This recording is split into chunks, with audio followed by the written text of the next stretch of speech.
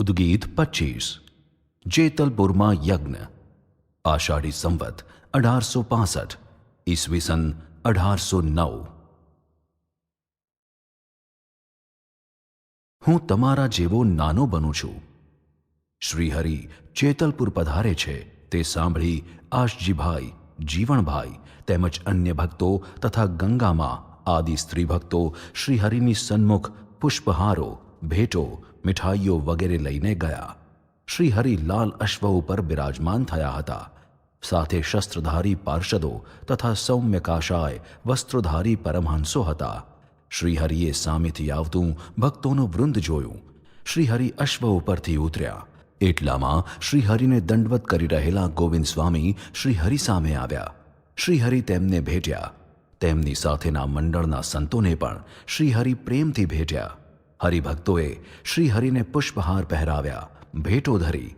સ્ત્રીઓએ સાકરના પાણી પાયા. શ્રીહરિને હરિભક્તોએ પોતાની પ્રેમ ભક્તિથી વધાવ્યા. છતાં પણ શ્રીહરિની અલૌકિક મૂર્તિ જોઈ પોતાની ભક્તિમાં સૌને અધુરપ લાગી.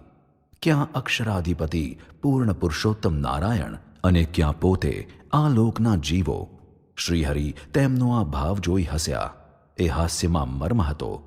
તમારું સ્વાર્પણ હું તમારા જેવો નાનો બનીને સ્વીકારી લઉં છું. પછી શ્રીહરિ દેવ સરોવર પાસે મુનિઓના આશ્રમમાં પધાર્યા. તળાવ પાસે જે મહેલ છે ત્યાં તેમનો ઉતારો હતો. શ્રીહરિ આ ઉતારામાં પધાર્યા. તેમની સેવામાં આશારામ ત્રવાડી, ગંગારામ, ભિખારીદાસ વગેરે આવી ગયા. સાંજે શ્રીહરિએ વડ નીચે સભા કરી. અહીં આ સમયે જ આનંદાનંદ સ્વામી તથા મહાનુભાવાનંદ સ્વામી તેમના મંડળ સહિત આવ્યા. શ્રીહરિ તેમને જોઈ બહુ જ રાજી થયા. પછી તેમને કહ્યું, તમો દેશ પરદેશમાં ફરો છો અને મુમુક્ષુઓને વાતો કરો છો, પરંતુ આપણો સંપ્રદાય વૈદિક નથી એવું કેટલાક મિથ્યાભિમાની પંડિતો કહે છે. તેથી તેમની સાથે શાસ્ત્રાર્થ કરી આપણે તેમને સમજાવવાનું છે કે અમારો સંપ્રદાય વૈદિક છે. માટે તમોને આજથી અમારી આજ્ઞા છે કે તમારે સંસ્કૃતનો અભ્યાસ કરવો, કૌમુદી ભણવાની આજથી જ શરૂઆત કરો. આ બે પરમહંસો આ વાત સાંભળી સ્તબ્ધ બની ગયા. તેમને તો શ્રીહરિની મૂર્તિનો આનંદ લૂંટવો હતો. તે છોડીને આ માથાકૂટમાં પડવાની ઈચ્છા ન હતી. તેમનો આ વિચાર જાણી શ્રીહરિ બોલ્યા, સાંભળો સંતો, બ્રહ્મ પરબ્રહ્મના સનાતન દિવ્ય સ્વરૂપોનું જ્ઞાન આપી આપણે ભાગવત ધર્મનું સ્થાપન કરવું છે, સંપ્રદાય સ્થાપવો છે. એ સંપ્રદાયમાં આ બંને સ્વરૂપોનું જ્ઞાન અને તેમની ઉપાસના સતત ચાલુ રહે એટલા માટે શાસ્ત્રવિદ્યા ભણવાની આવશ્યકતા છે. શાસ્ત્રવિદ્યા અને સાધુતા આ બંનેનો સમન્વય હશે તો સંપ્રદાય ટકશે. શ્રીહરિની આ વાણી સાંભળી સંતો તેમની રુચિ સમજી ગયા. તરત જ તેમણે કહ્યું, ભલે મહારાજ, આપની જેવી આજ્ઞા. અમે શાસ્ત્રવિદ્યામાં આપની કૃપાથી પારંગત થઈશું. આ સાંભળી શ્રીહરિ પણ પ્રસન્ન થયા.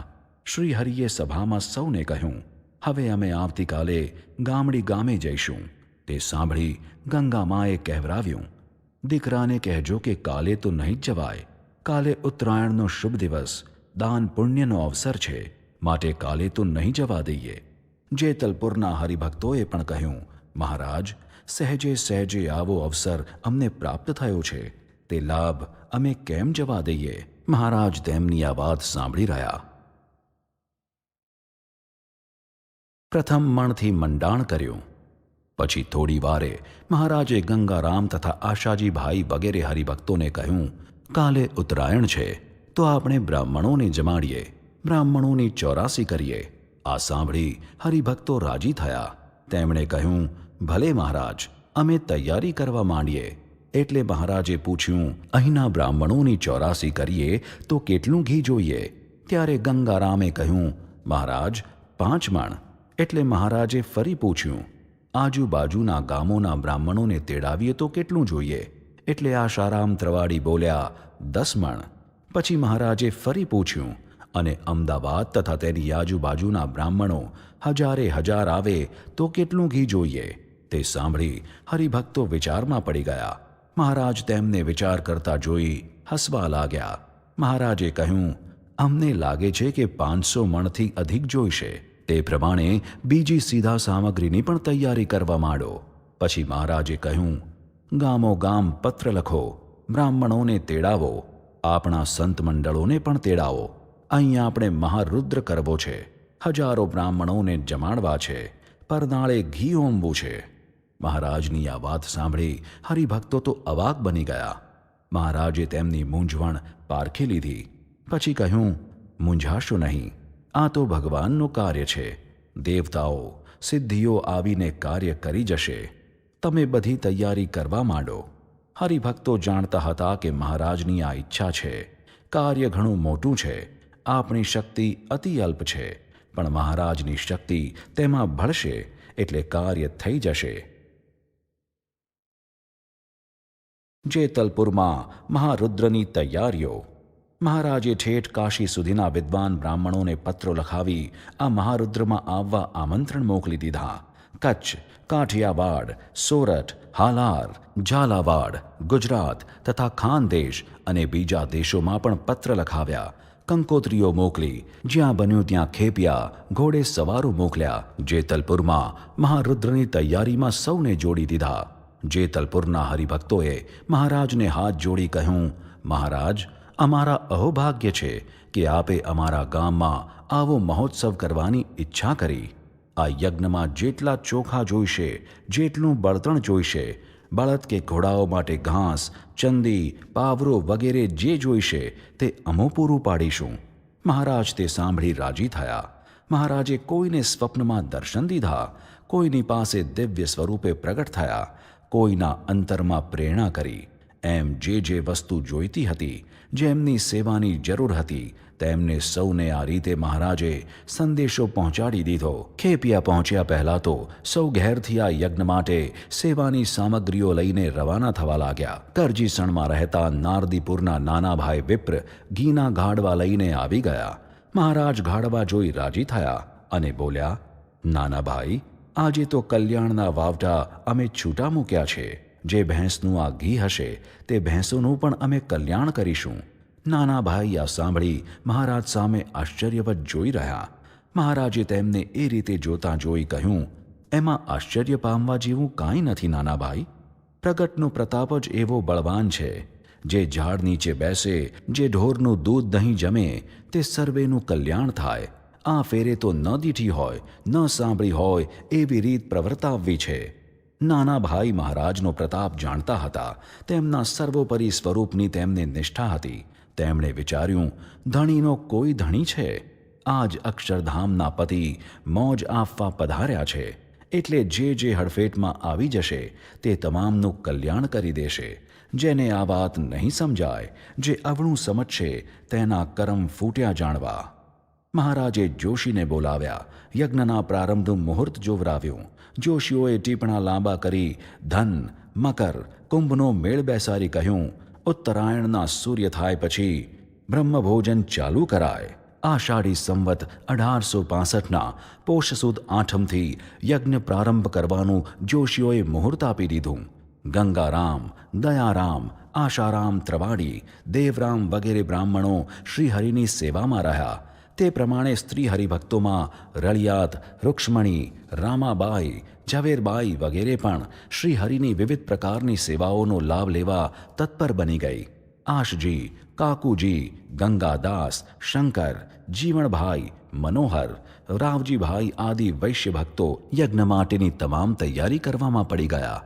બીજે દિવસે ઉત્તરાયણ હોવાથી શ્રીહરિએ બ્રાહ્મણોને ભોજન કરાવ્યું.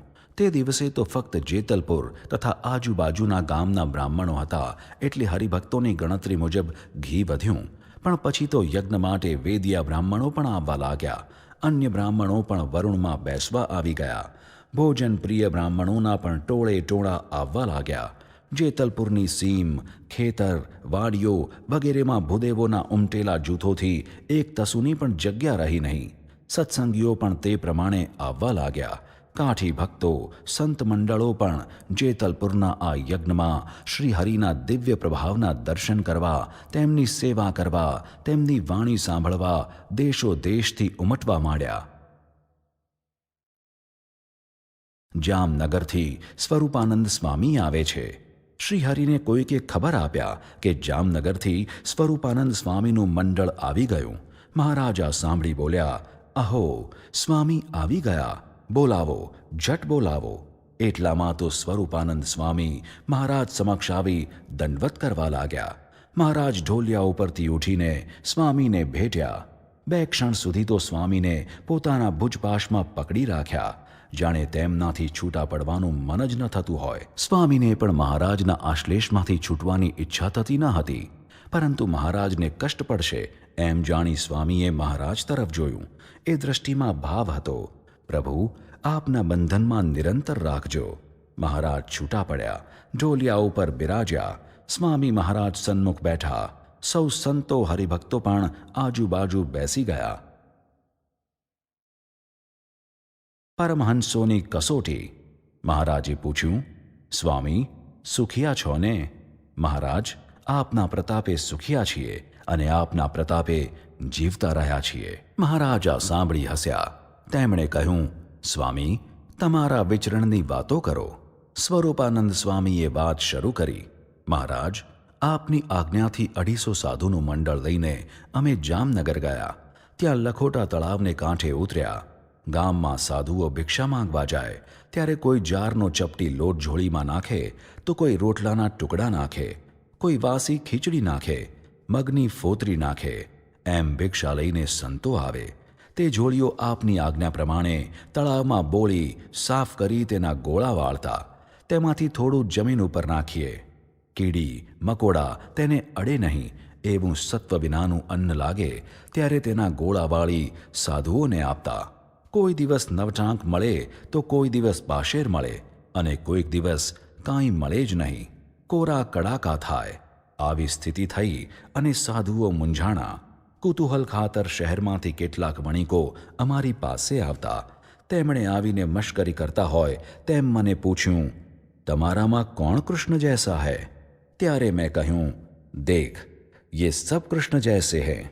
અમે કહ્યું, એ જ સમયે 250 સંતો કૃષ્ણ રૂપે તેમને દેખાયા. તેમને તે જોઈ લાગ્યું કે આવો ચમત્કાર જેમના સંતોના વચનમાં છે, ત્યારે તેમના નિયંતા સહજાનંદ સ્વામીને વિશે તો અનંત પ્રકારના ઐશ્વર્ય હોય તેમાં શું કહેવું? એ તો હોય જ. પછી સંત મંડળે આપને પત્ર લખ્યો. આપનો પત્ર આવ્યો તેમાં વાંચ્યું કે ચોખાનું ધોવામણ પીને પણ ગુરુનો સમાગમ કરવા 4 શિષ્યો તૈયાર થયા. ત્યારે અમને તો કોઈક વાર 9 ટાંક અનાજ પણ મળતું. એટલે બધા સાધુઓને આપણા પત્રથી બળ મળી ગયું. પછી જ્યારે ભિક્ષામાં કાંઈ જ ન આવે ત્યારે હું નાના સાધુઓને કહેતો કે આ તળાવમાં શાકભાજીવાળા શાકભાજી ધોવા આવે છે, તે પાંદડા પાણીમાં તરતા હોય તે ખાઓ. પણ નાના સાધુઓને આપના સ્વરૂપનું બળ હતું, તેથી વૈરાગ્યની ખુમારી ચડી ગઈ હતી. તેઓ કહેતા, તમે ખાઓ તો અમે ખાઈએ. ત્યારે હું તેમને કહેતો કે મહારાજની આજ્ઞા નથી એટલે અમે તો નહીં ખાઈએ. એ સાંભળી તેઓ પણ શૂરવીરતાથી જવાબ આપતા, તમારે મહારાજની આજ્ઞા પાળી મહારાજને પ્રસન્ન કરવાનો ખપ છે તો અમારે પણ એવો ખપ છે. આ નાના સાધુઓની આવી ખુમારી જોઈ આપનો પ્રતાપ વિશેષ સમજાયો. પરંતુ જ્યારે સાધુઓને લાગડ 5-6 દિવસના ઉપવાસ થયા ત્યારે અંતરમાં દયાભાવથી ફરી હું તેમને કહેતો, ભલે તમે ભાજીના પાંદડા ના ખાઓ, પરંતુ તળાવને કિનારે સુકાઈ ગયેલી માટીની પોપડી ખાઓ, તેથી પેટમાં શાંતિ થશે. છતાં તેની પણ તેઓ ના કહેતા. તમારા ત્યાગથી ભલભલાના માથા નમી પડે છે. મહારાજ આ વાત સાંભળતા સાંભળતા મંદ મંદ હસતા હતા. તેમણે કહ્યું, સ્વામી, તમારા ત્યાગથી ભલભલાના માથા નમી પડે છે. એકલો ત્યાગ નથી, પણ સાથે જ્ઞાનાંશનો વૈરાગ્ય છે, ભક્તિનો ભાવ છે. આજે આપણે એવો ઠેલ મારવો છે કે આ પ્રકરણ મોડું પડે જ નહીં. આ સાંભળી સભામાં બેઠેલા સંતો હરિભક્તોને મહારાજની ત્યાગ વૈરાગ્યની રુચિનો વિશેષ ને વિશેષ ખ્યાલ આવતો ગયો.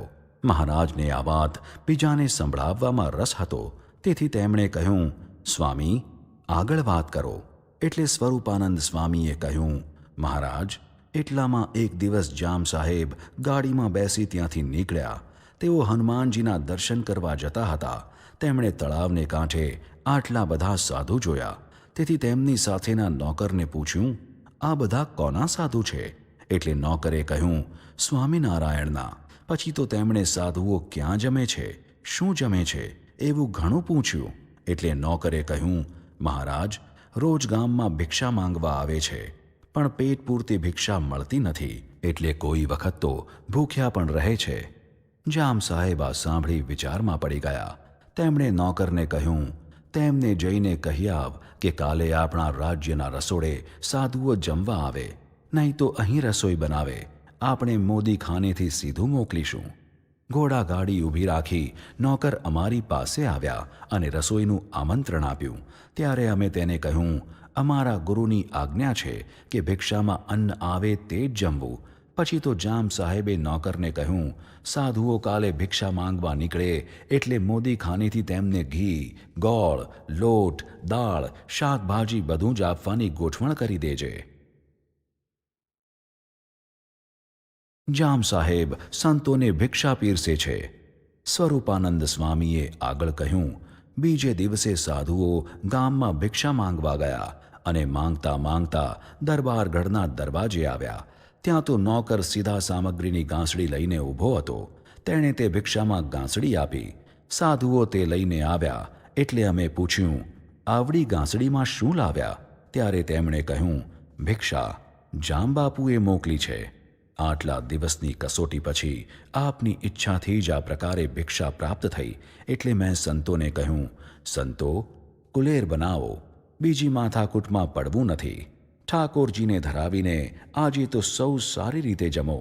સંતોએ કુલેર બનાવી, ઠાકોરજીને ધરાવી અને સૌ જમ્યા. આટલા દિવસોની ભૂખ પછી તે દિવસે કોઠો ટાઢો થયો. પછી બીજે, ત્રીજે એમ 4-5 દિવસ એ પ્રમાણે રાજ્ય તરફથી ભિક્ષા આવવા લાગી. તેથી આપની આજ્ઞાનું સ્મરણ થયું, જ્યાં સન્માન થાય ત્યાંથી નીકળી જવું.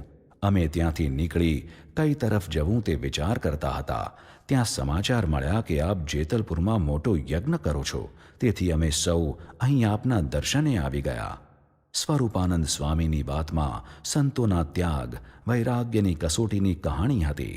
મહારાજની આજ્ઞા પાળવાની તીવ્રતા હતી. કેવળ મહારાજના જ આશ્રય જીવન જીવવાની તમન્ના હતી. સૌ સંતો હરિભક્તો આ સાંભળી રહ્યા. મહારાજે જાણે નવો યુગ સર્જ્યો હોય, સાધુતાની અસલિયત ઉગાડી હોય એવો ભાવ થયો. કેવળ મહારાજનું જ બળ રાખી આવા આકરા વ્રતોની કસોટીમાંથી પાર પડનાર સંતો પ્રત્યે સૌના મસ્તક નમી પડ્યા. સંતોના મંડળો આવે છે. એટલામાં સુરતથી આત્માનંદ સ્વામી તેમનું મંડળ લઈને આવી ગયા. બ્રહ્માનંદ સ્વામી તથા મુક્તાનંદ સ્વામી પણ પોતપોતાના મંડળ સાથે આવી ગયા. સમગ્ર સત્સંગનો સમૂહ જેતલપુરના માર્ગે આવ્યો જ જતો હતો. જેમ સત્સંગીનો, સાધુનો સમૂહ આવી જતો હતો, તેમ યજ્ઞ માટેની સામગ્રીઓના ગાડાની વણઝાર પણ જેતલપુર તરફ આવી જ જતી હતી.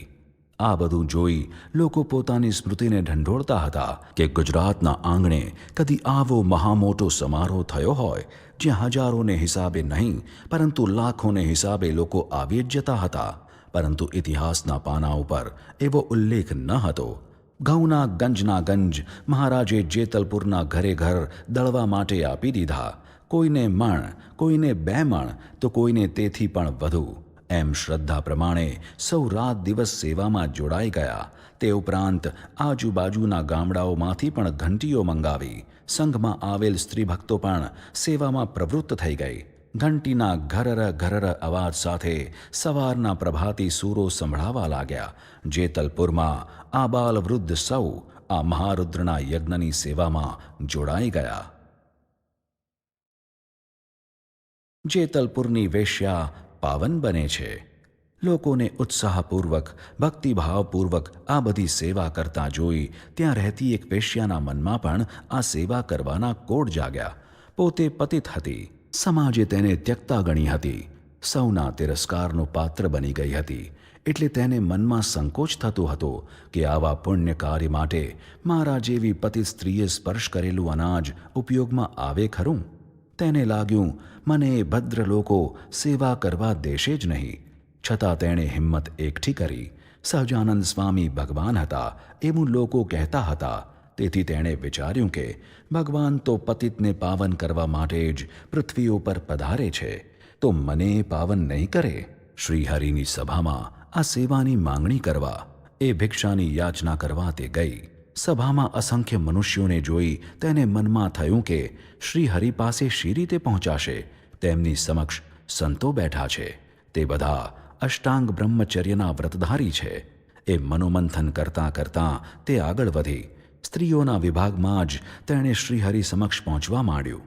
જે તેને ઓળખતા ન હતા તે તેનું સ્વરૂપ, તેના વસ્ત્ર, અલંકાર, તેનો ઠસ્સો, દમામ જોઈ તેને માર્ગ આપવા લાગ્યા. પરંતુ તે વધુ આગળ આવી એટલે જેતલપુરની સ્ત્રીઓ તેને ઓળખી ગઈ. તેમણે કોલાહલ મચાવ્યો. પુરુષ પણ તેને ઓળખી ગયા. તેમણે પણ તેને તિરસ્કારી. આવી સત્સંગ સભામાં જ્યાં સાક્ષાત પરમાત્મા અને તેના પરમહંસો બિરાજે છે ત્યાં પાપ ક્યાંથી આવ્યું? સૌએ શોરબકોર કરી તેને આગળ વધતી અટકાવી. એટલામાં મહારાજની દ્રષ્ટિ તેના ઉપર પડી. મહારાજે 2 હાથ ઊંચા કર્યા, સૌને શાંત થઈ જવા આજ્ઞા કરી.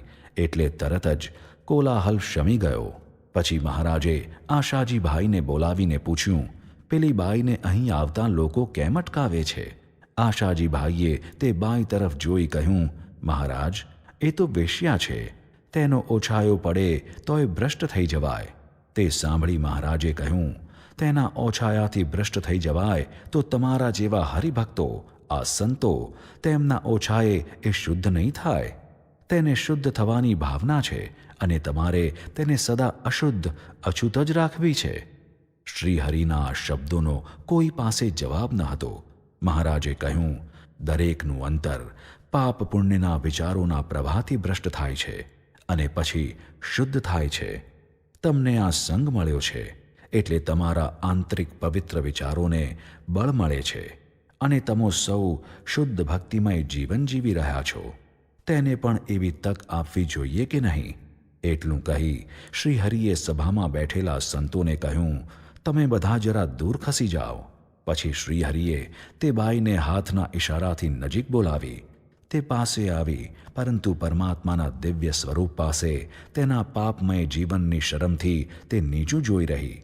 શ્રીહરિએ તેને પૂછ્યું, બહેન, તું શા માટે અહીં આવી છે? આવા મૃદુ શબ્દોથી, આવી વત્સલતાથી કોઈએ તેને અત્યાર સુધી બોલાવી ન હતી. બધાયની દ્રષ્ટિ તેના શરીર ઉપર હતી. વાણી તે શરીરને ચૂસવા માટેની હતી. શ્રીહરિની વાણી સાંભળી તેણે નીચું મોં રાખી કહ્યું, પ્રભુ, અહીં મોટો યજ્ઞ થાય છે. આટલા બધા લોકો સેવા કરે છે તો મને પણ કંઈક સેવા આપશો. તેના શબ્દોમાં તેના પતિ જીવન માટેની ઘૃણા હતી, પશ્ચાતાપ હતો. શ્રીહરિએ તેને કહ્યું, સ્ત્રીઓને તો અમે ઘઉં દળવાની સેવા આપીએ છીએ. તું જાતે ઘઉં દળીશ? હા પ્રભુ, હું જાતે જ આપ જેટલા આપશો તેટલા ઘઉં દળીશ. આપની સેવા કરી કૃતાર્થ થવા ઈચ્છું છું. પતિત છું પણ પાવન થવા માંગુ છું. તેણે કહ્યું. શ્રીહરિએ સભા સમક્ષ જોયું. તેમણે કહ્યું, સૌની દ્રષ્ટિએ પતિત દેખાતી આ સ્ત્રી આજે આ સભાના દર્શન કરી પાવન થઈ ગઈ છે. આ યજ્ઞમાં સેવા કરશે તો તેનું અંતર વધારે શુદ્ધ થશે. સમાજને જે પાપરૂપ દેખાય છે તે સમાજમાં ભદ્ર બની જશે. તેને શુદ્ધ કરીને અપનાવવામાં સમાજનું ગૌરવ વધશે. શ્રીહરિના શબ્દોની ધારી અસર થઈ. સૌ શાંત થઈ ગયા. શ્રીહરિએ આશાજીભાઈને કહ્યું, આ બહેનને 1 માણું ઘઉં દળવા આપો. એટલું કહીને તેમણે તેને કહ્યું, જો બહેન, આ યજ્ઞ માટેની સેવા છે, તારે જાતે કરવાની છે. ગણિકાએ પ્રફુલ્લ વદને કહ્યું, પ્રભુ, હું જાતે જ એ સેવા કરીશ. આજે આપે મારો જન્મ સુધારી દીધો. માણું ઘઉં લઈને ગણિકા ત્યાંથી રવાના થઈ ગઈ. તેનું આ પ્રકારનું પરિવર્તન સૌ આશ્ચર્યવત જોઈ રહ્યા. યજ્ઞ માટેની તમામ તૈયારીઓ પૂરી થઈ ગઈ. વેદિયા બ્રાહ્મણો જુદા જુદા પ્રાંતોમાંથી આવી ગયા. માહોલની સમીપ જ યજ્ઞકુંડ શાસ્ત્ર વિધિ પ્રમાણે તૈયાર થઈ ગયો. શ્રીહરિ યજ્ઞકુંડ યજ્ઞશાળા જોવા પધાર્યા. પ્રાંત પ્રાંતના વિદ્વાન બ્રાહ્મણોને જોઈ શ્રીહરિ પ્રસન્ન થઈ ગયા. પછી વડની નીચે સભા થઈ. સૌ બ્રાહ્મણો પણ ત્યાં આવી ગયા. શ્રીહરિએ સભાને સંબોધતા કહ્યું, પ્રજાપતિ બ્રહ્માએ પ્રથમ સૃષ્ટિ કરી ત્યારે સર્વ પ્રજાને કહ્યું હતું કે તમો સર્વે યજ્ઞ કરજો અને યજ્ઞ કરીને જ તમારા પુરુષાર્થની સિદ્ધિ થશે અને સૃષ્ટિની વૃદ્ધિ થશે. 4 પુરુષાર્થની સિદ્ધિ માટે સાત્વિક યજ્ઞો જ આપણા શાસ્ત્રકારોએ બતાવ્યા છે. યજ્ઞમાં બલિમાં જવ, તલ, ઘી વગેરે હોમવાના હોય છે. અત્યારે હિંસામાં યજ્ઞોની જે પ્રવૃત્તિ થાય છે તે વેદ પ્રણીત નથી, પરંતુ જે એવી ખોટી પ્રથાના આગ્રહી છે અને તેમને અનુસર્યા છે તે કોઈ પ્રકારના ઉપદેશથી તેમની હિંસક યજ્ઞોની પ્રવૃત્તિ બંધ કરશે નહીં. તેથી આપણે આ અહિંસક યજ્ઞની શરૂઆત કરી વેદ પ્રણીત પ્રણાલીનું પુનરુત્થાન કરીએ છીએ. પરપ્રાંતના વિદ્વાન બ્રાહ્મણોએ જીવન મુક્તાનું નામ સાંભળ્યું હતું, પરંતુ તેમની વાણી સાંભળી ન હતી. તેમની વાણી સૌને મંત્રમુગ્ધ કરી દે તેવી તેમને લાગી. તેમાં શાસ્ત્રોનો આધાર હતો, શુદ્ધ આચારની ફોરમ હતી. પોષ સુદ આઠમથી યજ્ઞની શરૂઆત થઈ. નારદીપુરના નાના ભાઈને યજ્ઞમાં મુખ્ય યજમાન તરીકે શ્રીહરિએ બેસાડ્યા. વરુણીમાં બેઠેલા બ્રાહ્મણો ઉમરેઠના હરિરામ, તેમના પુત્ર નંદુરામ, પુરુષોત્તમ, કૃપાશંકર, કાશીરામ, હળવદના શિવરામ યાજ્ઞિક, હેમંત ઋષિ, પુરુષોત્તમ ઋષિ, મોતીરામ, દીનાનાથ ભટ્ટ, શિવરામભાઈ, પ્રાગજી દવે તથા અન્ય બ્રાહ્મણો હતા. વેદ મંત્રોના ઘોષ શરૂ થયા. વાજિંત્રો અને પડઘમ વાગવા લાગ્યા. સ્ત્રીઓના મંગળ ગીતોના સુરો પણ સંભળાવા લાગ્યા. વચ્ચે વચ્ચે બ્રાહ્મણોના સ્વાહા સ્વાહા શબ્દોના ઘોષ પણ ગાજવા લાગ્યા. સાથે સાથે ભોજન કરતા બ્રાહ્મણોના પણ હર હર મહાદેવ હર એ શબ્દો પણ ગૂંજવા લાગ્યા. જેતલપુરને આંગણે સત્યયુગના ધર્મના પ્રતિકરૂપ અહિંસક યજ્ઞ શ્રીહરિએ શરૂ કર્યો. જેતલપુર ગામ, તેની સીમ, ખેતરો, વાડીઓ, આજુબાજુ 3-3 યોજનનો વિસ્તાર જાણે માનવ મહેરામણથી ઉભરાયો હતો. ઠેર ઠેર દેખાતી દૂધ જેવી સફેદ રાવટીઓ, તંબુઓ જાણે માનસ સરોવરના હંસો શ્રીહરિના દર્શન માટે ઉમટ્યા હોય તેવા શોભતા હતા. યજ્ઞની વિધિની શરૂઆત કરાવી શ્રીહરિ ગંગા માને ત્યાં જમવા માટે પધાર્યા. ત્યાં લીમડા નીચે વેદિકા ઉપર બેસી તેમણે સ્નાન કર્યું. પછી ધોયેલા સફેદ વસ્ત્રો પહેરી જમવા માટે ગોઠવેલા બાજોટ ઉપર બિરાજ્યા. જયાનંદ વર્ણી તથા મુકુંદ વર્ણી શ્રીહરિની સેવામાં હતા. ગંગામાએ સુંદર રસોઈ બનાવી હતી. શ્રીહરિ જમતા જાય અને ગંગામાની રસોઈના વખાણ કરતા જાય. અત્યાર સુધી ઘણે ઠેકાણે સ્ત્રીઓએ બનાવેલી રસોઈ અમે જમ્યા છીએ, પરંતુ આ ગંગામા જેવી સ્વાદિષ્ટ રસોઈ કોઈને કરતાં આવડતી નથી. શ્રીહરિ જમી રહ્યા પછી ચડું કરી સંતોની પંક્તિમાં પીરસવા પધાર્યા. યજ્ઞનું કાર્ય, બ્રહ્મભોજન વગેરે વ્યવસ્થા પ્રમાણે ચાલતું હતું. શ્રીહરિ આજ્ઞા કરતા અને વ્યવસ્થા થઈ જતી. બધું જ આયોજન તેમની સૂચના અનુસાર થયું હતું. શ્રીહરિ આરામમાંથી ઉઠી સ્નાનાદિક વિધિથી પરવારી યજ્ઞનું કાર્ય તેમજ હરિભક્તો જે દૂર દૂરથી આવ્યા હતા તેમની ઉતારાની વ્યવસ્થા, તેમની જરૂરિયાતો વગેરેનું નિરીક્ષણ કરવા નીકળ્યા. બધે ફરતા ફરતા સાંજ પડી ગઈ. સંધ્યા આરતીનો સમય થયો એટલે માહોલ નીચે મંડપમાં જ શ્રીહરિ સભામાં બિરાજ્યા. દીવાઓની જ્યોત તથા મશાલોનો પ્રકાશ સર્વત્ર પ્રસરી ગયો. સંધ્યા આરતી કરી અને પછી શ્રીહરિ ધૂન બોલવા લાગ્યા. માધવ મુકુંદ વૃંદાવન ચંદા, સ્વામી નારાયણ સુખકંદા, નરનારાયણ નવલ વિહારી, ગોલોક મેં રહે દિવ્ય તનુધારી. સંતો પણ સાથે સાથે બોલવા લાગ્યા. ઉપાસનાનું રહસ્ય. પછી શ્રીહરિ સભામાં બિરાજ્યા. પ્રસંગે પ્રસંગે શ્રીહરિ સભાને ઉદ્બોધન કરતા જ તે પ્રમાણે અત્યારે પણ તેમણે સભામાં વાત શરૂ કરતાં કહ્યું, ભોજન પ્રત્યે જુદા જુદા સ્વાદ છે, તેના ગુણ પણ જુદા જુદા છે. તેથી સૌ વિવિધ પ્રકારના ભોજન ઈચ્છે છે, પરંતુ તરતના તાજા ભોજનમાં જે સ્વાદ રહ્યો છે તેવો સ્વાદ બીજા ભોજનમાં નથી. અર્થાત જેવો પ્રગટ સ્વરૂપમાં માલ છે તેવો પરોક્ષ સ્વરૂપોમાં નથી. તે રીતે અવતારોનું પણ જાણવું. અવતારમાં ભેદ નથી, પરંતુ ગુણ અને ચરિત્રમાં ભેદ છે. જેને જે અવતાર મળ્યા હોય તેને તે સર્વોપરી કહે અને તે જ ભાવે તેની ભક્તિ કરે.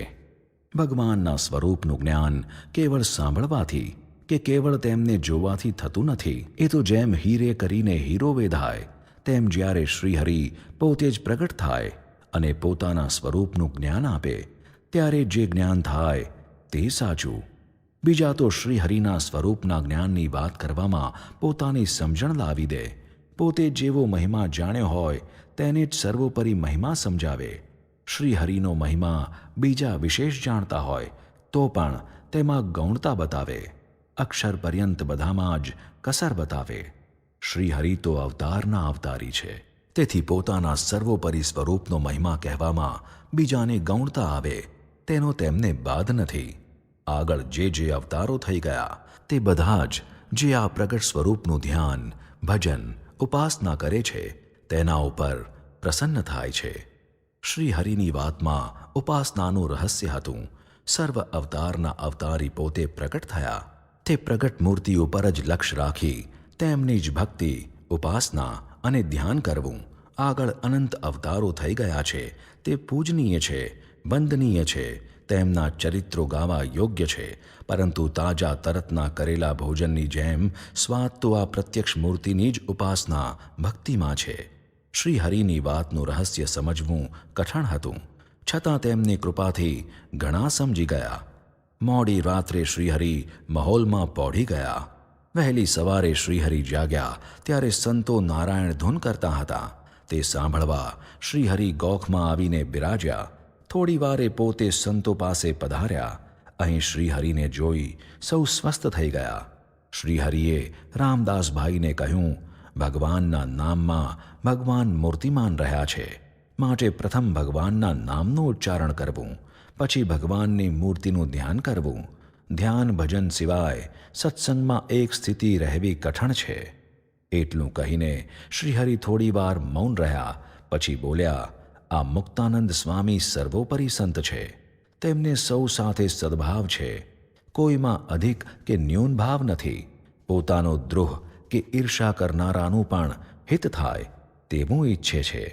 રામાનંદ સ્વામીના સમયથી તેમનું જેવું અંગ બંધાયું હતું તેમાં નિત્ય નવો રંગ ચડે છે, પણ કદી મોડા પડતા નથી.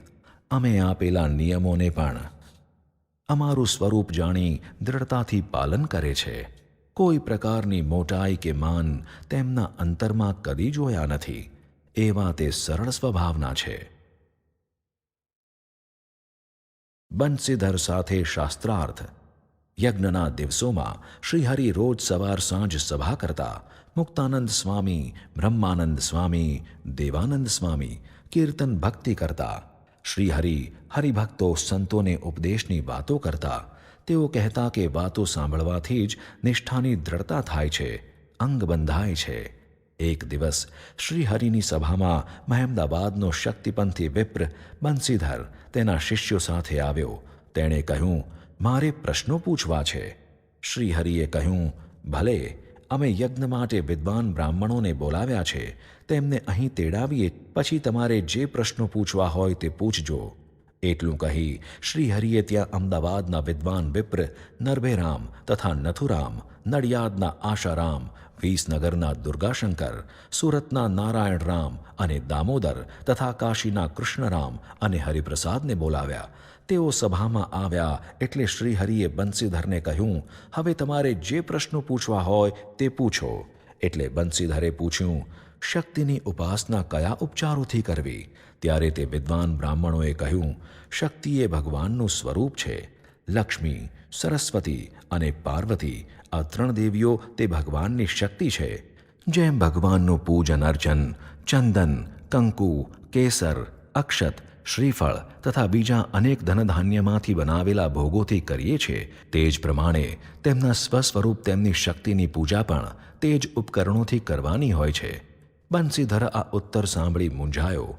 તે શક્તિપંથી હતો, કૌલમતવાદી હતો, તેથી માંસ અને મદિરાથી શક્તિનું પૂજન કરતો. આ વિદ્વાન બ્રાહ્મણો પાસે પણ તેણે એ જ ઉત્તરની અપેક્ષા રાખી હતી, કારણ સમગ્ર ગુજરાત, સૌરાષ્ટ્રમાં બ્રાહ્મણો કૌલમતને આશ્રયા હતા. તેની મૂંઝવણ જોઈ શ્રીહરિએ આ બ્રાહ્મણોને પૂછ્યું, વિપ્રો, જે બ્રાહ્મણો મદ્ય માંસથી શક્તિની પૂજા કરી ઉપાસના કરતા હોય છે, તેમની કયા પ્રકારની ઉપાસના સમજવી? તે બ્રાહ્મણોએ તરત જ કહ્યું, તે તામસી ઉપાસના છે, અને એ રીતે શક્તિની ઉપાસના કરનારા બ્રાહ્મણો એ બ્રાહ્મણો નથી, પરંતુ મ્લેચ્છ છે. શ્રીહરિયા સાંભળી ઊંચેથી બોલ્યા, સૌ સાંભળો. આ બંસીધર વિપ્રના પ્રશ્નનો ઉત્તર આપણે ત્યાં યજ્ઞમાં આચાર્યો તરીકે આવેલા વિદ્વાન બ્રાહ્મણોએ શાસ્ત્રોના આધારે કરતા કહ્યું કે જે વિપ્રો શક્તિની ઉપાસના મદ્ય માંસથી કરતા હોય છે તેમને મ્લેચ્છ જાણવા. અમે નથી કહેતા, પરંતુ આ વિદ્વાન બ્રાહ્મણો શાસ્ત્રોના આધારે કહે છે. માટે શાસ્ત્રોનો સનાતન સિદ્ધાંત અહિંસક યજ્ઞો કરી યજ્ઞનારાયણને પ્રસન્ન કરવા એ જ છે વિદ્વાન બ્રાહ્મણોના શાસ્ત્રના સપ્રમાણ સમર્થનથી મધ્યમાંસથી શક્તિની પૂજાનો નિષેધ સાંભળી બંસીધર મૂંઝાયો. તેના શિષ્યો ઉશ્કેરાયા. તેમને લાગ્યું કે સ્વામિનારાયણે કૌલમત તોડવા માટે જ આ બધો પ્રપંચ આદર્યો છે. અહિંસક યજ્ઞો તેથી જ કરે છે. તેમણે યજ્ઞમાં આવેલા પોતાના મતના બ્રાહ્મણોને ઉશ્કેરી યજ્ઞમાં વિઘ્ન નાખવાનું વિચાર્યું. શ્રીહરિએ તેમને કહ્યું, કોઈ પણ ધર્મ કે સંપ્રદાય જેનું વેદાદિક શાસ્ત્રો પ્રમાણ ન કરતા હોય તો તે કલ્પિત ધર્મ કે સંપ્રદાય જાણવો અને તે અંતે ટકી શકશે નહીં. તમારા મંતવ્યોને આપણા કોઈ પણ શાસ્ત્રોનો આધાર નથી. ફક્ત તમારા રચેલા શાસ્ત્રો ઉપર જ તમે તે ટકાવ્યો છે, જેથી અંતે તેનો નાશ થઈ જશે. શ્રીહરિની આ વાણીમાં શાપ ન હતો, પરંતુ શાસ્ત્રોનું મંતવ્ય હતું. બંસીધર અને તેના શિષ્યોને તેમના મંતવ્યોનો આ રીતે હાસ થયો તે ન ગમ્યું. તેમનામાં ઉશ્કેરાટ વધ્યો. સ્વામિનારાયણ પ્રત્યે દ્વેષની ભાવના તેમના અંતરમાં ભડકે બળવા લાગી. શ્રીહરિ તેમના અંતર્ગત ભાવો જાણી ગયા. મહારુદ્ર પૂરો થયો. બીજે જ દિવસથી વિષ્ણુયાગ શરૂ થયો. વામી બ્રાહ્મણોએ જાણ્યું કે યજ્ઞનું કાર્ય તો નિર્વિઘ્ને થતું જ જાય છે. એ રીતે જો તે પૂરું થઈ જશે તો સ્વામિનારાયણનો દિગ્વિજય થશે. માટે ગમે તે પ્રકારે યજ્ઞમાં વિઘ્ન નાખવું જ જોઈએ. આ બ્રાહ્મણોએ અમદાવાદમાં ગાયકવાડના મરાઠા સુબા વિઠ્ઠલરાવ બાલાજીને કાને આ વાત નાખી. તે વામમાર્ગી હતો. સ્વામિનારાયણ પ્રત્યે તેને દ્વેષ હતો. તેથી તે આ વાત સાંભળી ઉશ્કેરાયો. બ્રાહ્મણોએ તેને કહ્યું, અહીંથી યજ્ઞ માટે ઘીના ગાડવા જેતલપુર જાય છે. તે જો તમે અટકાવો તો યજ્ઞમાં વિઘ્ન આવે. અમારા બ્રાહ્મણો ઘી માટે કોલાહલ કરશે, બ્રાહ્મણોને ઉશ્કેરશે. અંતે બધું વેરવિખેર થઈ જશે. યજ્ઞમાં વિઘ્ન નાખવાના પ્રયત્નો. વામાચારી બ્રાહ્મણોએ પોતાની યોજના પ્રમાણે યજ્ઞમાં ભંગ કરવાની શરૂઆત કરી દીધી. પાકશાળામાં જે લાડુ હતા તે બધા રાત્રે તળાવમાં ફેંકી દીધા. બીજે દિવસે સવારે રસોઈની તૈયારી કરવાની શરૂઆત કરી એટલે બ્રાહ્મણો ભંડારી પાસે આવ્યા. લાડુ બધા ખલાસ થઈ ગયા છે. નવી રસોઈ બનાવવાની છે. અમારા ચોકાના 22,000 બ્રાહ્મણો માટે ઘી આપો. ભંડારી સાધુઓએ તરત જ ઘીના કુડલા તપાસવા માંડ્યા, પણ તે બધા જ ખાલી જોયા. આથી તે મૂંઝાયા.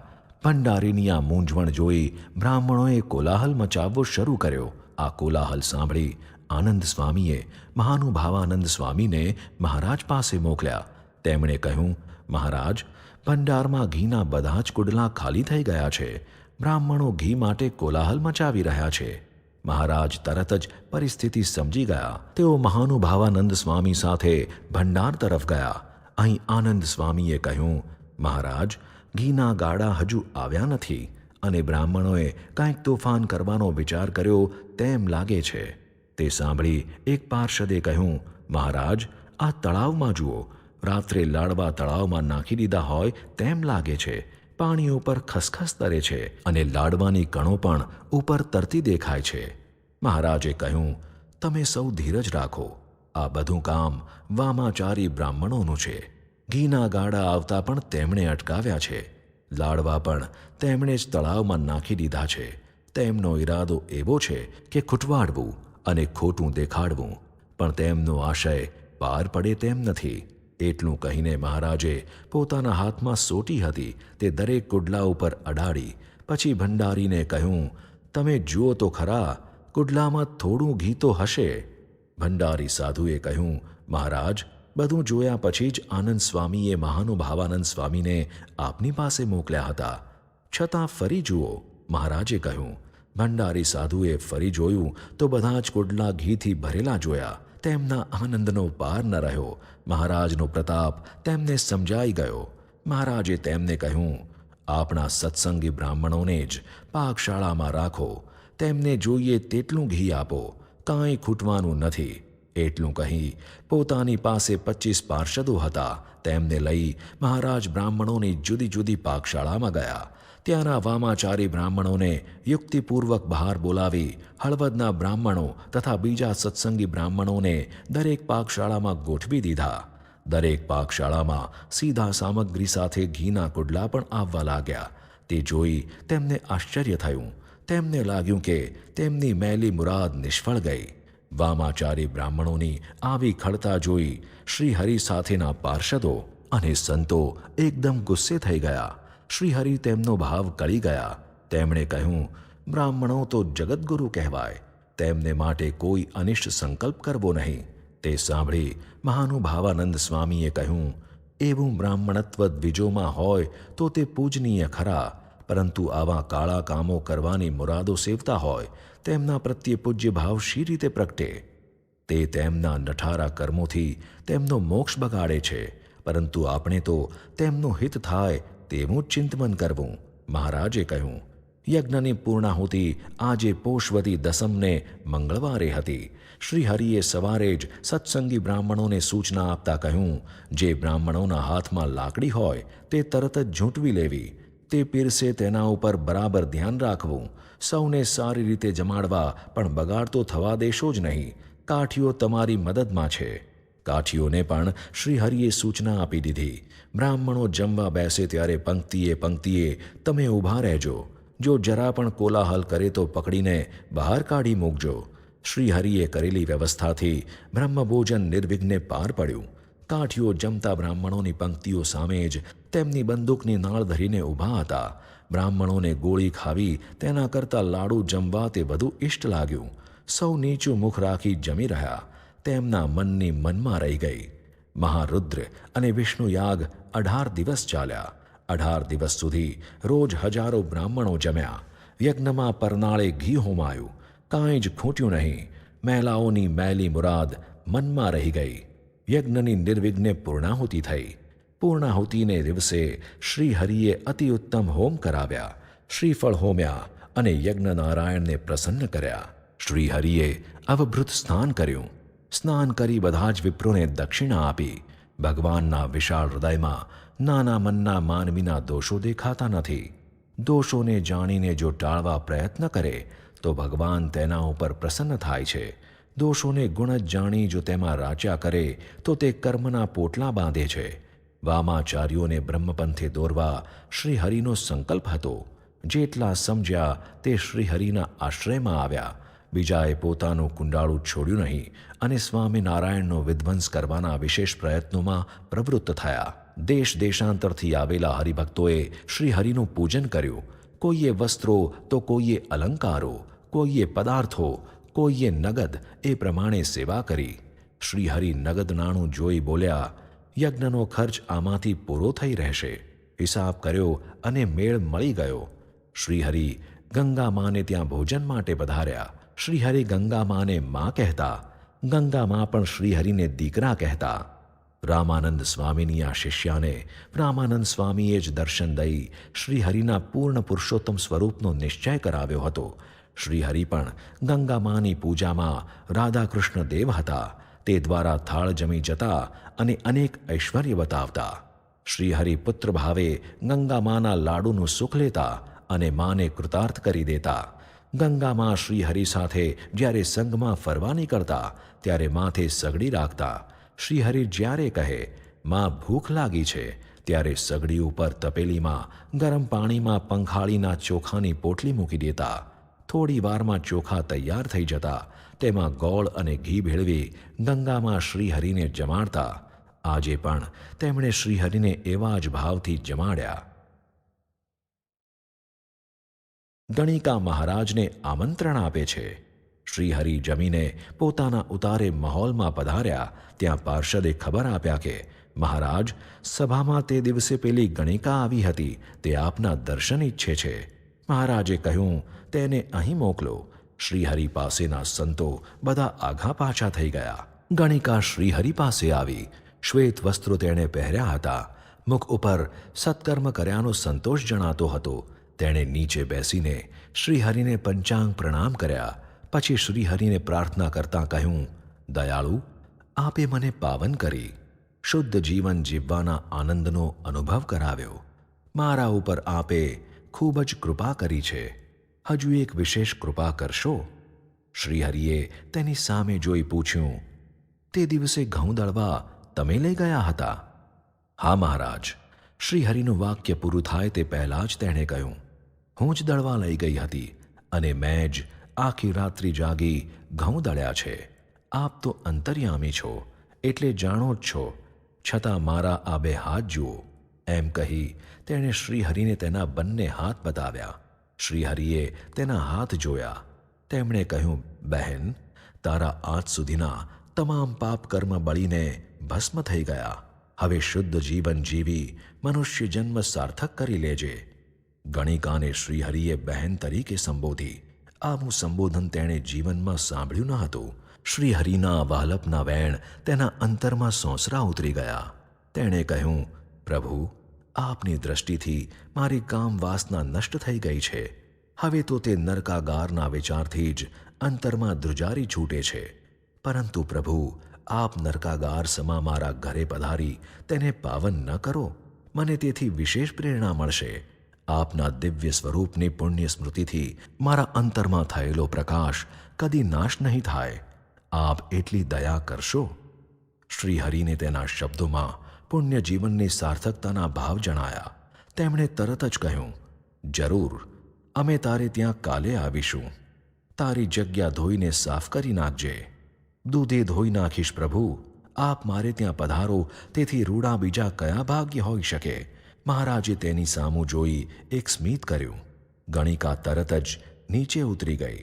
મુક્તાનંદ સ્વામી, બ્રહ્માનંદ સ્વામી, નિત્યાનંદ સ્વામી, આનંદાનંદ સ્વામી વગેરે સંતો મહારાજ પાસે આવ્યા.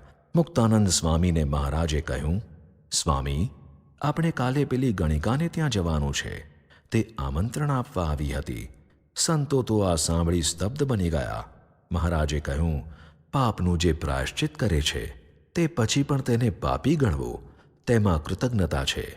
તે હવે પુણ્યવતી બની ગઈ છે. મુક્તાનંદ સ્વામીએ તરત જ કહ્યું, ભલે મહારાજ. સાંજે મહારાજે સભા કરી. સંતો હરિભક્તો સૌ સભામાં આવી ગયા. સંત મંડળીને જોઈ શ્રીહરિ પ્રસન્ન થયા. આ સંતોએ તેમને માટે અપમાન, તિરસ્કાર, માર સહન કર્યા છે. તેઓ તો અક્ષરધામના મુક્તો છે. પણ પૃથ્વી ઉપરના મુમુક્ષુઓને ભગવાનને પ્રસન્ન કરવાની સાધનાનો માર્ગ તેઓ દેખાડી રહ્યા છે. ફક્ત 5 જ વર્ષમાં શ્રીહરિ પાસે 500 સંતો જમા થઈ ગયા હતા. તે તમામનું એક જ લક્ષ્ય હતું, મહારાજને પ્રસન્ન કરી લેવા. તેમની પ્રસન્નતામાં જ બ્રહ્મભાવની સિદ્ધિ તેમને દેખાતી હતી. મહારાજ ભક્તોની ભક્તિ કરે છે. મહારાજ સિંહાસન ઉપરથી ઊભા થયા. મુકુંદ બ્રહ્મચારી પાસે ચંદનનો કટોરો મંગાવ્યો. પછી મહારાજે કહ્યું, આજે તમે બધાએ અમારું પૂજન કર્યું. હવે અમારે તમારું પૂજન કરવું છે. ભક્તની જે ભક્તિ નથી કરતા તેમાં કોઈ જાતની મોટપ શોભતી નથી. પછી શ્રીહરિએ રામદાસ સ્વામીની, મુક્તમુનિની તથા અન્ય સર્વે સંતોના અંગે અંગમાં કેસર મિશ્રિત ચંદન ચર્ચી પૂજા કરી. તેમને ફૂલના હાર પહેરાવ્યા, હાથે ફૂલના ગજરા બાંધ્યા, માથે ફૂલની ટોપી પહેરાવી. પછી તેમના સૌના મહારાજે એક દ્રષ્ટિથી દર્શન કર્યા. પછી બોલ્યા, તમે સર્વે તો અક્ષરધામના મુક્તો છો. તમને જે આલોકના કેવળ સાધુ જ સમજે છે તેઓ અજ્ઞાની છે. અક્ષરધામના તમામ દિવ્ય સ્વરૂપનું તેમને જ્ઞાન નથી. એટલું કહી શ્રીહરિ તેમને સૌને ભેટ્યા. તેમના સૌના શરીરે ચોપડેલું ચંદન શ્રીહરિના શરીરને લાગ્યું. તેથી શ્રીહરિ અતિ પ્રસન્ન થયા. અક્ષરના સંબંધે જીવભાવ ટળે છે. પછી શ્રીહરિએ તેમને કહ્યું, તમારા ઉપર હું પ્રસન્ન છું, પરંતુ આ લોકમાં જે મોટા હતા તે પણ જીવભાવે વર્ત્યા છે. અક્રૂરજી ભક્ત સાચા, પણ સેમંતક મણિના લોભમાં શ્રી કૃષ્ણ ઉપરનું જૂઠું આળ તે ટાળી શક્યા નહીં. બળદેવજીને પણ શંકા થઈ કે શ્રી કૃષ્ણે મણી લીધો હશે. તેથી તેઓ શ્રી કૃષ્ણનો સંગ છોડી જનકપુરી ચાલ્યા ગયા.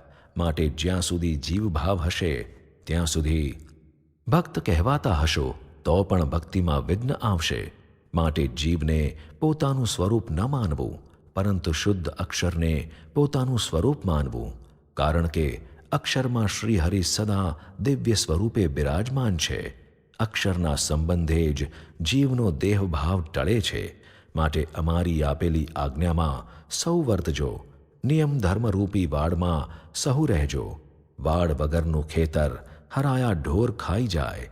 વાડ હોય અને ખેતરને સાચવનારો ન હોય તો પાક પંખી ખાઈ જાય છે. મન અને ઇન્દ્રિયો એ પંખી રૂપ છે. માટે સંતના સંબંધે સત્સંગ કરતાં કરતાં અંતરમાં જાણપણું આવે છે અને આત્મા બળવાન બને છે. પછી ઇન્દ્રિયો, અંતઃકરણ આત્મા ભેળા ભળવા આવી શકતા નથી. અમારે તો સંકલ્પ એટલો જ છે કે હરિભક્તો બ્રહ્મરૂપ થાય. તે માટે અમારું વિચરણ છે, અમારી પ્રવૃત્તિઓ છે, અમારા ચરિત્રો છે. અમારા સંતો પણ એ જ ઉદ્દેશ લઈને ફરે છે. શ્રી હરિની વાતમાં આત્યંતિક કલ્યાણની, અંતિમ મોક્ષની છેલ્લી વાત હતી. પુણ્ય કર્મો કરી સ્વર્ગે જવું અને એ પુણ્ય ક્ષીણ થયા પછી પાછું જન્મ મૃત્યુના ચક્રાવામાં પડવું તે જીવનનું લક્ષ્ય ન કહેવાય. વળી પ્રકૃતિની અંદર રહેલા બીજા અનેક ધામો તે પણ પ્રાકૃત પ્રલયમાં તો નાશ થઈ જ જવાના. એટલે તેમાં પણ પ્રાકૃત પ્રલયને અંતે વળી ઉત્પત્તિ કાળે ફરી જન્મવાનું થાય અને ફરી મોક્ષ માટેની સાધના કરવાની રહે. જ્યારે આ સમયે તો પ્રકૃતિ પુરુષથી પર જે અક્ષરધામ તેના અધિપતિ પોતે સ્વયં પધાર્યા હતા. પ્રકૃતિથી પર પોતાના દિવ્ય અક્ષરધામમાં જ પોતાના ભક્તોને ગતિ કરાવવાનો તેમને સંકલ્પ હતો. તે સંકલ્પની સિદ્ધિ એ જ અંતિમ મુક્તિ છે. મનુષ્ય જીવનનું ધ્યેય પણ આ લક્ષ્ય સિદ્ધ કરવા માટેનું જ હોય છે. બીજે દિવસે વહેલી સવારે શ્રી હરિએ મહોલ ઉપર ફરી સભા કરી. આગલા દિવસની એકાદશી હતી, તેથી બારસના પારણા માટે હરિભક્તો પોતપોતાની સ્થિતિ અને શક્તિ પ્રમાણે મહારાજ માટે થાળ લાવ્યા હતા. કોઈના થાળ સોનાના, તો કોઈના રૂપાના, તો કોઈના કાંસાના, પિત્તળના કે તાંબાના. વાનગીઓ પણ અદ્ભુત. મહારાજ જીવણ ભક્તનો થાળ જમે છે. સભાને છેડે દૂર બેઠેલો એક જીવણ ભક્ત આ બધું એકી નજરે જોઈ રહ્યો હતો. તેના હાથમાં પણ થાળ હતો, પરંતુ થાળી તૂટેલી અને ઘોબાવાળી હતી. તેના દીદાર જ એવા હતા કે તે જોઈને તે હાથમાં લેવાનું મન જ ન થાય. વળી તે ઉપર મેલું મસોતા જેવું કપડું ઢાંકેલું હતું. અંદર શું હશે તે તો તે ભક્ત જ જાણે. પણ આજુબાજુ બેઠેલા હરિભક્તો તેના થાળને, ઉપર વીંટેલા મેલા કપડાને જોઈ તેને વારંવાર કહેતા હતા, ભાઈ જરા આઘો બેસને, આ તારું લુગડું ગંધાય છે. જીવણ ભક્તને મનમાં અત્યંત નિરાશા ઉત્પન્ન થઈ. 18 દિવસથી તે મહારાજ માટે રોજ થાળ બંધાવરાવતો, પરંતુ બીજાની ભારે ભારે વાનગીઓ જોઈ તે અચકાતો અને અંતે થાળી એમને એમ તેના ઝૂંપડામાં લઈ આવતો. આજે તેણે બધી જ હિંમત ભેગી કરીને મહારાજ પાસે જવાનું નક્કી કર્યું હતું. પરંતુ ભક્તોના આ શબ્દો સાંભળી તેને થયું કે મહારાજ પાસે આવી તદ્દન નિર્માલ્ય વસ્તુ આવી ફૂટેલ થાળીમાં ન લઈ જવાય. તે ધીરે રહીને ઉઠ્યો. તેના અંતરમાંથી એક ભારે નિશ્વાસ બહાર નીકળી ગયો. કોણ જાણે પણ તે ઊનો નિશ્વાસ મહારાજ સુધી પહોંચી ગયો અને મહારાજની તેના ઉપર દ્રષ્ટિ પડી ગઈ. મહારાજે બાજુમાં ઊભેલા પાર્ષદને કહ્યું, પેલા ગરીબ હરિભક્ત હાથમાં થાળી લઈને ઊભા છે, તેને અમારી પાસે લઈ આવો. તે પાર્ષદ એકદમ જીવણ ભક્ત પાસે આવ્યો. તેને કહ્યું, ભગત તમને મહારાજ બોલાવે છે. એટલે જીવણ ભક્તના અંતરમાં હામ આવી. તે પાર્ષદની પાછળ મહારાજ પાસે જવા લાગ્યો. સભામાં સૌ આ ચીંથરે હાલ ભક્તને મહારાજ પાસે જતો જોઈ રહ્યા. પાર્ષદે પાછા વળીને કહ્યું, એલા આ હાથમાં શું લીધું છે? જીવણ ભક્તે કહ્યું, મહારાજ માટે થાળ બનાવ્યો છે. તે જોઈ પાર્ષદે કહ્યું, ખબરદાર જો મહારાજને થાળ આપ્યો છે તો આવા મેલા વસ્ત્રે ઢાંકેલી તૂટેલી થાળીમાં તે કેવી વાનગી હશે? મહારાજને આવું ન અપાય. નહીં આપું બાપા, મહારાજના ચરણ સ્પર્શ કરીને પાછો વળી જઈશ. જીવણ ભગત મહારાજ પાસે આવ્યા, પરંતુ પોતાની પાસેનો થાળ તેમણે પાછળ સંતાડી રાખ્યો. મહારાજના ચરણ સ્પર્શ કરવા તેણે થાળ નીચે મૂક્યો, એટલે મહારાજે તરત જ થાળ લઈ લીધો. જીવણ ભગત આર્દ્ર ભાવે આ જોઈ રહ્યો.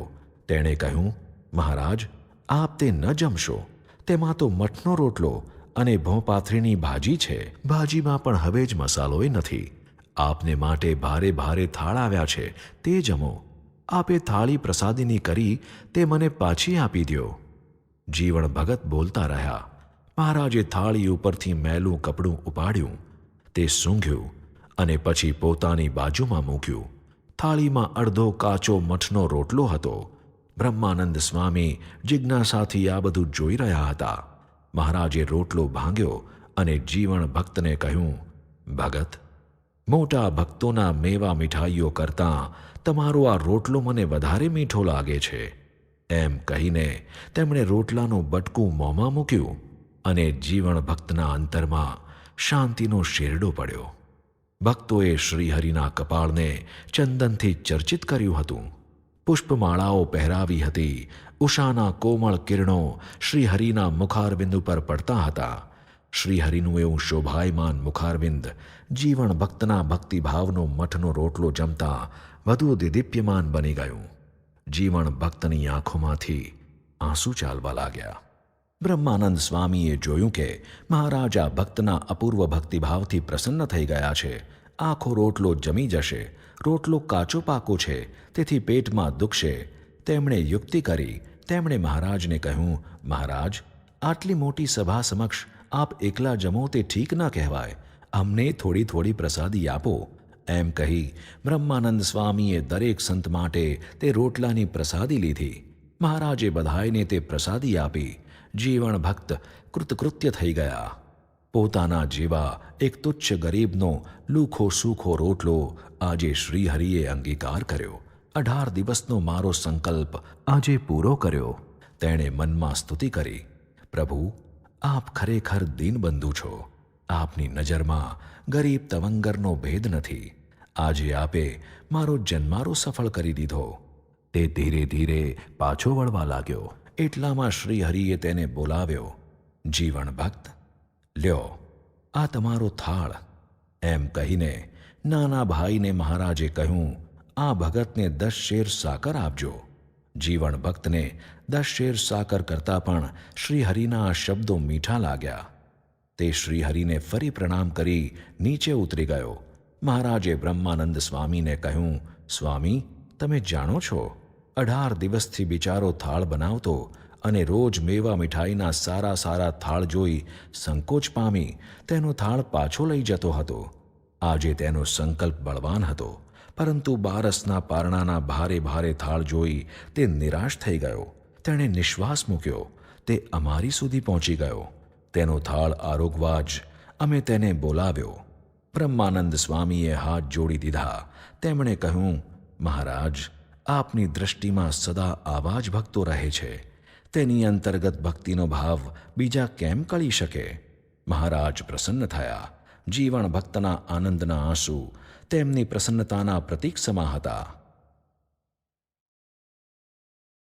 મહારાજ ગણિકાના આવાસે પધારે છે. એટલામાં ગણિકાને ત્યાંથી એક માણસ આવ્યો. પાર્ષદે મહારાજને કહ્યું, કાલે જે ગણિકા આવી હતી તેના તરફથી આ માણસ આવ્યો છે. મહારાજે તેને બોલાવ્યો. તેણે કહ્યું, મહારાજ, આજે આપ અમારી બાઈને ત્યાં પધારવાના છો એટલે તેડવા આવ્યો છું. મહારાજ તરત જ ઉઠ્યા. મુક્તાનંદ સ્વામીને કહ્યું, સ્વામી, તૈયાર થાઓ. કાલે ગણિકા આવી હતી તેના ઘેર આપણે જવાનું છે. મહારાજના આ વચનથી ત્યાં બેઠેલા સૌને લાગ્યું કે ભક્તિ એ કાંઈ કેવળ ભદ્ર પુરુષોનો જ ઇજારો નથી હોતો. ભગવાન તો પતિતો કે ક્ષુદ્રોની ભક્તિમાં વધુ રાચે છે, કારણ કે તેમનું અંતર તેમના ભ્રષ્ટ જીવનના પરિતાપથી નિર્મળ થઈ ગયું હોય છે. તેમાંથી ભક્તિનો સ્ત્રોત વિશેષ ભાવથી વહે છે. ગરીબોમાં, અજ્ઞાનીઓમાં જગતનું પાપ હોતું નથી, તેથી તેમની ભક્તિનો ભાવ નિર્મળ હોય છે. ગણિકાએ પોતાનો આવાસ ધોઈને સંપૂર્ણ સ્વચ્છ કરી નાખ્યો હતો. દિવાલો ઉપર પણ રાતોરાત ચૂનો લગાવી દીધો હતો. વાસણો ચાંદીના નવા જ તૈયાર રાખ્યા હતા. બ્રાહ્મણ પાસે શુદ્ધ રીતે અનેક પ્રકારની વાનગીઓ તૈયાર કરાવી હતી. બેઠક ખંડમાં નવા ગાલીચા ઉપર રેશમી ગાદલા બિછાવી દીધા હતા. નવો પલંગ પણ મશરૂના ગાદલા, ગાલમશૂરિયા, રેશમી ધડકી વગેરેથી સજ્જ તૈયાર કરી દીધો હતો. ઝરૂખામાં શ્રીહરિની આતુર નયને તે વાટ જોતી ઊભી હતી. આજે મારો નાથ પધારશે. આજે મારા કંકણનો સદાનો રક્ષક આવશે. મને હેતથી બોલાવશે, પણ હું કેમે કરીને તેમની સામે જોઈ શકીશ? આવા વિચારોથી તેના ગાલ ઉપર શરમની લાલીમાં પથરાઈ ગઈ. એટલામાં તો શ્રીહરિ દેખાયા. સાથે સંતો પણ દેખાયા. તેની છાતી ધડકવા લાગી. અરે પ્રભુ, તમે એક પતિતાને ત્યાં, એક ગણિકાને ત્યાં પધાર્યા, આટલો બધો ભાવ બતાવ્યો. મારા જીવનમાં એવા એક પણ પુણ્ય કર્મની મને ઝાંખી થતી નથી કે આપ સાક્ષાત પુરુષોત્તમ નારાયણ મારું આંગણું પાવન કરો. આપની આટલી બધી કૃપા હું કેમે કરીને જીરવી શકીશ? હું ગાંડી તો નહીં થઈ જાઉં ને? શ્રીહરિ પધાર્યા. સંતો નીચી દ્રષ્ટિ રાખી કીર્તન ગાતાં ગાતાં શ્રીહરિની સાથે તેના આવાસમાં દાખલ થયા. ગણિકાએ શ્રીહરિ તથા સંતોનું પૂજન કરવા એક બ્રાહ્મણને બોલાવ્યો હતો. તેને પણ સ્નાન કરાવ્યું હતું, રેશમી પિતાંબર પહેરવા આપ્યું હતું. તે બ્રાહ્મણે વિધિપૂર્વક શ્રીહરિની કેસર મિશ્રિત ચંદન, કંકુ, અક્ષત, ફૂલહાર વગેરે ઉપકરણોથી પૂજા કરી. પછી સંતોની પણ પૂજા કરી. પછી શ્રીહરિ સમક્ષ અનેક પ્રકારના મેવા, મીઠાઈઓ, ફળો વગેરેના થાળ મૂક્યા. રૂપિયા ભરીને ચાંદીનો થાળ મૂક્યો. શ્રીહરિએ તેમાંથી થોડું અંગીકાર કર્યું, પ્રસાદી સંતોને આપી. બ્રહ્માનંદ સ્વામી આ બધી જ લીલા કુતૂહલપૂર્વક જોઈ રહ્યા હતા. શ્રીહરિ જાણે પોતાને ઘેર જ પધાર્યા હોય તેવી રીતે બ્રાહ્મણ પૂજારીને સૂચના આપી જતા હતા. ચકની પાછળ રહી ગણિકા અશ્રુપૂર્ણ આંખે શ્રીહરિની આ અતિ અલૌકિક લીલાના દર્શન કરી રહી હતી. બ્રહ્માનંદ સ્વામીથી સહેજ પૂછાઈ ગયું, મહારાજ, આ ગણિકાનું પણ કલ્યાણ કરશો ને? મહારાજ હસીને બોલ્યા, સ્વામી, તમારા જેવું જ કલ્યાણ. બ્રહ્માનંદ સ્વામીને આ સાંભળી આશ્ચર્ય થયું. મહારાજે કહ્યું, સ્વામી, તેના અંતરના ભાવો અમે જાણીએ. તમારી દ્રષ્ટિ બહારના સાધનો પર હોય. આ સાંભળી સ્વામીની આંખો ભીની થઈ ગઈ. શ્રીહરિની કેટલી કૃપા! કેવળ દયાળુ! આજે તો અક્ષરધામ બક્ષિસ આપી દેવા જ પધાર્યા છે. શ્રીહરિ અંતરના ઊંડાણનો ભાવ જોઈને જ પ્રસન્ન થાય છે. શ્રીહરિ ક્રિયા સાધ્ય નથી, કૃપા સાધ્ય છે. થોડી વારે શ્રીહરિ ઉઠ્યા. સંતોને કહ્યું, તમે બધા અહીં બેસો, અમે તેના આવાસમાં પગલાં કરીને આવીએ. એમ કહી શ્રીહરિ તેના આવાસમાં ઉપર ગયા. ગણિકા પણ તેમની સાથે ગઈ. શ્રીહરિ બધે જ ફર્યા. તેના શયનખંડમાં પણ પધાર્યા. અહીં સુંદર સેજ શણગારીને બિછાવી હતી. શરમાતી, સંકોચાતી ગણિકાએ શ્રીહરિ તરફ એક દ્રષ્ટિ નાખી. એ દ્રષ્ટિમાં વિકાર ન હતો, પરંતુ શ્રીહરિના પ્રસંગથી પાવન થયાનો ભાવ હતો. શ્રીહરિ બધે જ ફરીને નીચે પધાર્યા. સંતોને કહ્યું, સંતો, ચાલો હવે ઉતારે જઈએ. શ્રીહરિ સંતો સાથે મહોલમાં પધાર્યા. મુક્તાનંદ, બ્રહ્માનંદ આદિ સંતોને શ્રીહરિના સ્વરૂપની દ્રઢ નિષ્ઠા હતી. તેમના સ્વરૂપમાં સંપૂર્ણ દિવ્ય ભાવ હતો. તેમની દરેક ક્રિયા, ચરિત્ર તેમને દિવ્ય જ દેખાતા. કુબ્જાને ઘેર ભગવાન કૃષ્ણ પધાર્યા અને ઉદ્ધવજી નિસંશય રહી બહાર બેસી રહ્યા. એ પ્રસંગનું રહસ્ય તેમણે ઘૂંટી ઘૂંટીને પીધું હતું. શ્રી કૃષ્ણની ગોપીઓ સાથેની રાસલીલા, ચીરહરણ લીલા, આ લીલાનું આધ્યાત્મિક રહસ્ય તેમના અંતરમાં ઉતરી ગયું હતું. શ્રીહરિના સમગ્ર ચરિત્રો કેવળ કલ્યાણકારી જ છે એવી ભાવનાની દ્રઢ ગાંઠ તેમના અંતરમાં સ્થિર થઈ ગઈ હતી. એ ભાવનાથી જ તેમણે શ્રીહરિની લીલાના પદો રચ્યા છે. જેતલપુરનો યજ્ઞ પૂરો થયો. શ્રીહરિએ વામ માર્ગનું ખંડન કર્યું. હિંસક યજ્ઞો વેદ વિરુદ્ધ છે એવું બ્રાહ્મણો પાસે પ્રતિપાદન કરાવ્યું. એટલું જ નહીં, પોતે એવા અહિંસક યજ્ઞો કરવાની શરૂઆત પણ કરી દીધી. વામ માર્ગીય બ્રાહ્મણો હિંસામય યજ્ઞો કરાવી માંસ અને મદિરાનું પાન કરે છે. તે બધા મલ્લેચ સમાન છે એવું પણ શાસ્ત્ર આધારે પ્રતિપાદન કરાવ્યું. આથી વામ માર્ગી બ્રાહ્મણો રોષે ભરાયા. તેમણે આ વાત અમદાવાદમાં મરાઠા સૂબા વિઠ્ઠલરાવ બાલાજીને પહોંચાડી. વામમાર્ગીય વિઠ્ઠલરાવને પોતાના જ મતનું ખંડન કરનાર સ્વામિનારાયણ ઉપર વધારે રોષ થયો. તેણે શ્રીહરિને પકડી લાવવા માટે એક ટુકડીને જેતલપુર જવા રવાના કરી. શ્રીહરિએ જમ્યા પછી ફરી સભા કરી. આજે જેતલપુરથી પોતે વિદાય થવાના હતા. જેમણે જેમણે આ યજ્ઞમાં સેવા કરી હતી તેમને આશીર્વાદ આપવા હતા. પોતાની પ્રસન્નતાના ભાવથી તેમનું અંતર ભરી દેવું હતું. યજ્ઞમાં ગંગામાની સેવા મુખ્ય હતી. યજ્ઞમાં સામગ્રીઓ આવી, પરંતુ ધનની પણ જરૂર પડી હતી. બ્રાહ્મણોને, આચાર્યોને, વરુણોને તમામને દક્ષિણા આપવા માટે તે બધું ધન ગંગામાએ આપ્યું હતું. તેમની સાથે સેવામાં દામોદર હતા. અસલાલીના અમીનો તેમજ ગામડી, ચોસર, કણભા વગેરે ગામના હરિભક્તો પણ સેવામાં અખંડ હતા. વહેલાલના જયસંગભાઈ યજ્ઞ અંગે જે કામકાજ હતું તેમાં મુખ્ય હતા. કૌકા ગામના હરિભક્તોએ ઘઉં આપ્યા હતા. દંડાવ્યના ભક્તો ઘી લાવ્યા હતા. તે ઉપરાંત ચોખા, દાળ વગેરે પણ હરિભક્તો ગાડે ગાડા ભરી લાવ્યા હતા. શ્રીહરિએ તેમને કહ્યું હતું કે જે પૈસા થશે તે અમે આપી દઈશું, પરંતુ હરિભક્તોએ આ અમૂલ્ય સેવાનો લાભ લઈ લીધો. શ્રીહરિને પ્રસન્ન કરી દીધા. અમદાવાદમાં સુબાના ફૂલના બાગો હતા. તેમાંથી માળીઓ રોજના હજારો હાર બનાવી મોકલતા. છૂટા પુષ્પો પણ ઘણા મોકલતા.